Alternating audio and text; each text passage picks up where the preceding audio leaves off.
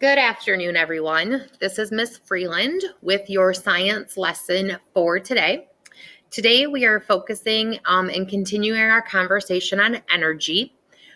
Last week, we talked about energy transfer, how energy can be transferred from one object to another object or moved from one location to another location as an energy transfer.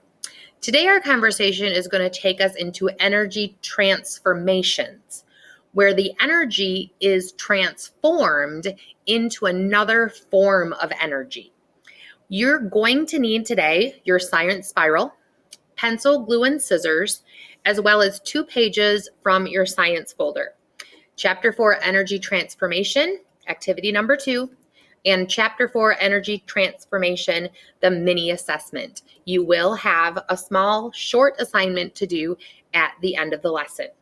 Please take a minute and gather all of these materials. Take a second to cut out the illustrations at the bottom of the activity and glue them into the next page of your notebook towards the bottom of the page. I'm pausing the video now for you to do that work. Please do the same. All right, everyone, welcome back. Hopefully you were able to do a quick cut of our picture today. I just cut around the far perimeter and glued it down into the lower part of our notebook. We'll get to these examples in just a minute. Top of the heading, I put, this is lesson 4, energy transformation, and we'll write a little bit here at the top about energy transformation before we have a conversation, but we're also going to do a little bit more on the back with some other examples of specifically electrical energy transformation. So as we talked last week, we know that energy can be transferred from one object to another object or from one place to another place.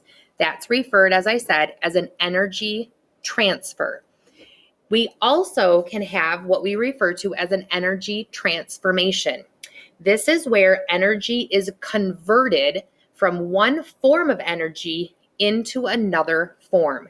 So I'm going to write that definition here at the top of the page. So energy can be converted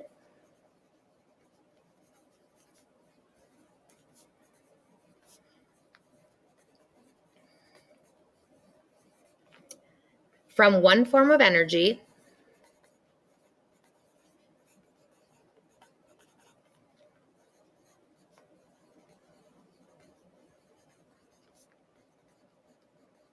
into another form of energy.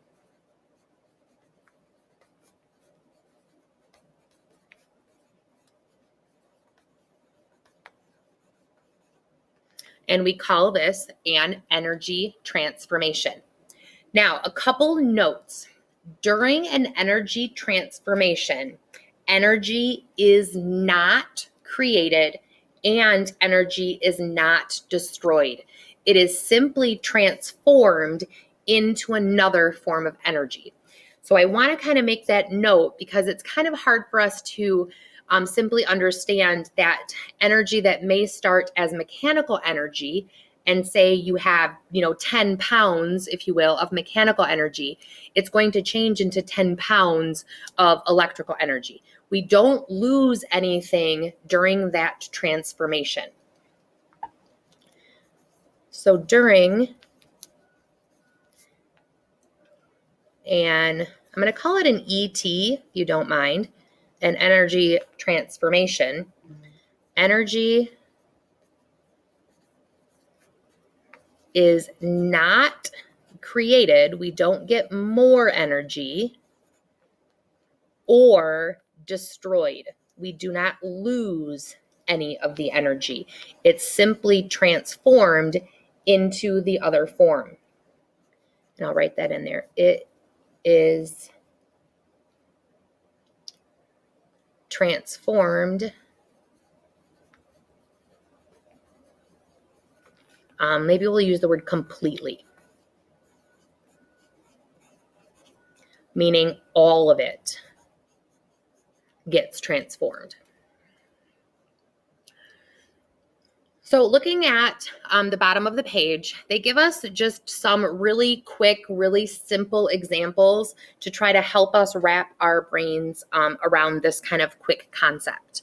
The first example, and I know we've talked about these wind turbines that we often see on US 31 as we're heading north.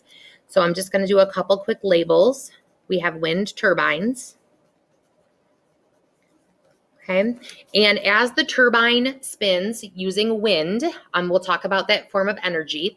That energy is gathered up in these small little substations to these small power plants or power hubs, station hubs, to our power lines. And then eventually, we all know they get into those cute little houses, condos, apartments, trailers that we all live in. In doing this, we have one of those energy transformations being used as an example. So the power of the wind would be an example of, pausing for dramatic effect, hopefully you're answering back to me. It's an example of mechanical energy.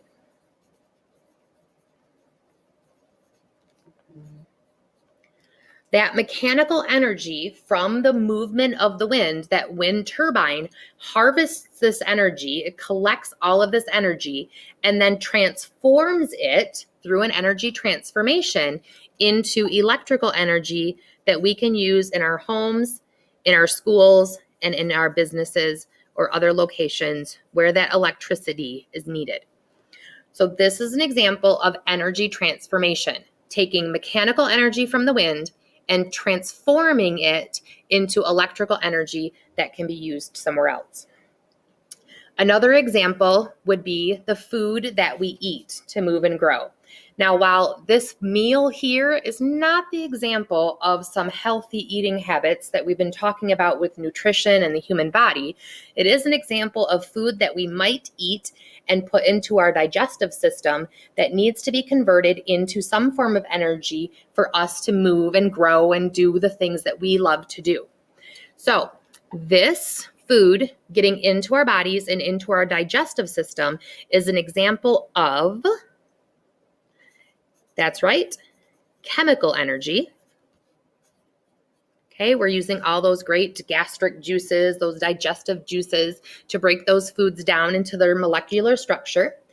That food, those molecules are being transferred through our bloodstream to different parts of our body, and it's providing us with the energy that we need to move and grow.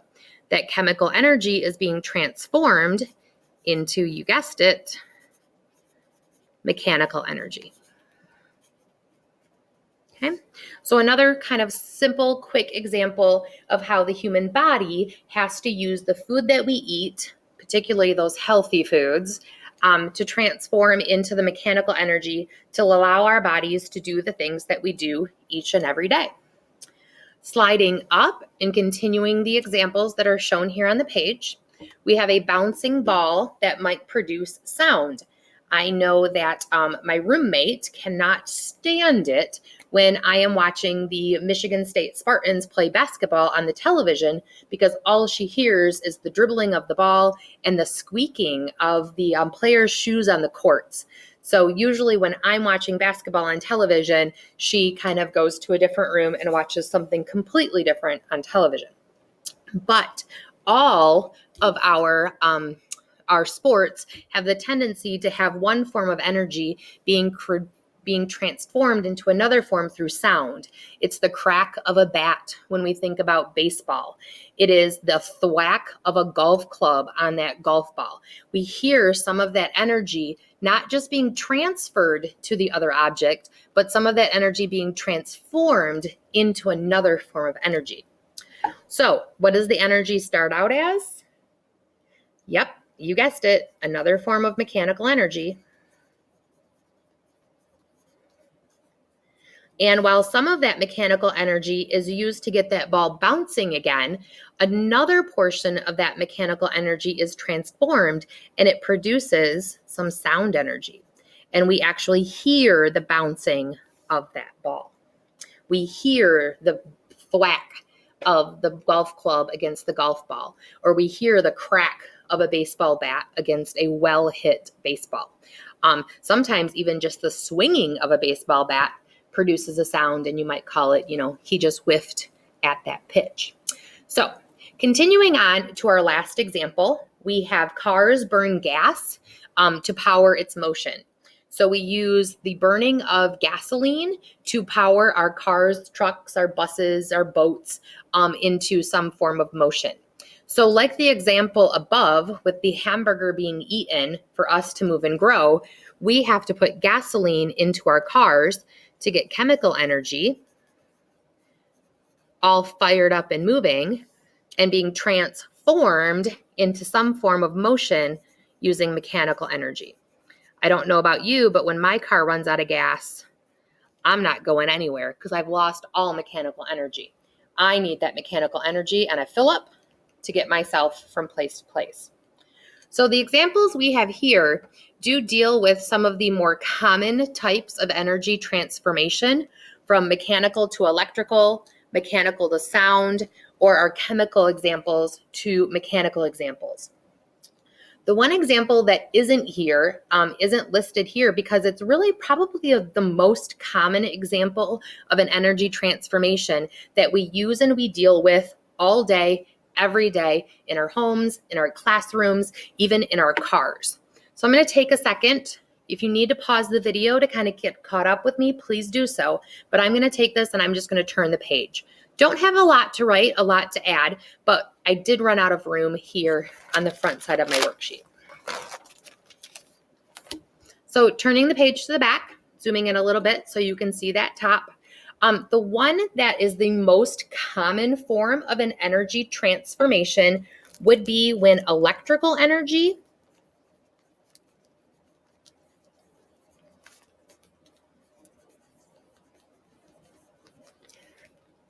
is transformed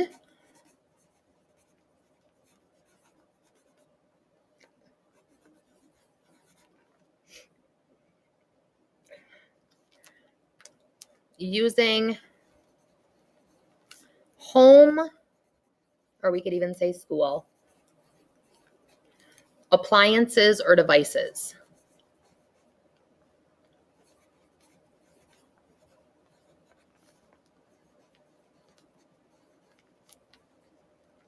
So if we go back and we think about that wind turbine using the mechanical energy created by the wind and transforming that wind energy into electrical energy and transferring it through those power lines, it's coming into our home, into our schools, into our businesses, into our neighborhoods. But once it gets into our home, that electrical energy is often transferred into other forms of energy or transformed into other forms through things like appliances or other devices. So some examples would be your lamps or the light fixtures here at school. When we flip that switch, lamps will convert electrical, and I'm just going to abbreviate some things, electrical energy into, you guessed it, some light energy. So we're able to see things in front of us, see things on the screen, see things sitting on the couch, reading a book, see things sitting here in our classroom. We often have things like radios or televisions, or you might have small devices like an Alexa or even, your Google Home things. We have radios that are going to use that electrical energy, and they're going to convert that energy, they're going to transform that energy into sound energy. So we can get our groove on, we can shake our groove thing and dance around the room. And we also have some kitchen appliances, things like your stove, things like your oven, things like your microwave, your toaster, your blender. I know I couldn't live without my coffee pot. So all of those appliances in my kitchen, like a stove, are plugged into the wall using that electrical energy and converting some of that into thermal energy or heat energy to cook my food. Okay?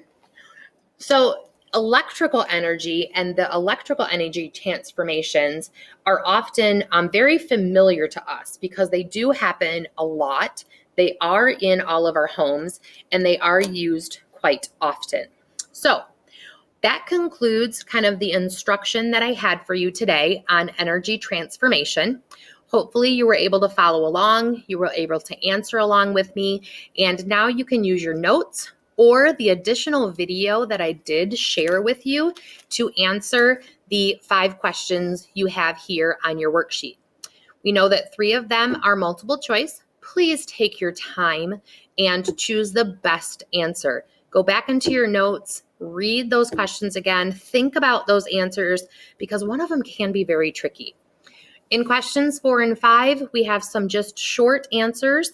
Please use complete sentences with correct grammar, correct spelling, correct punctuation, and capitalization, talking about that energy transformation of the windmill and that energy transformation of gasoline and cars.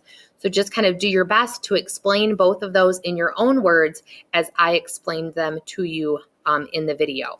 The back side, we are not going to assign the back, so please don't worry about doing anything on the back side of the assignment, just the 5 questions on the front. Thank you very much. I hope to see you back here in school face-to-face soon, but until then, take a look at the world around you and enjoy science.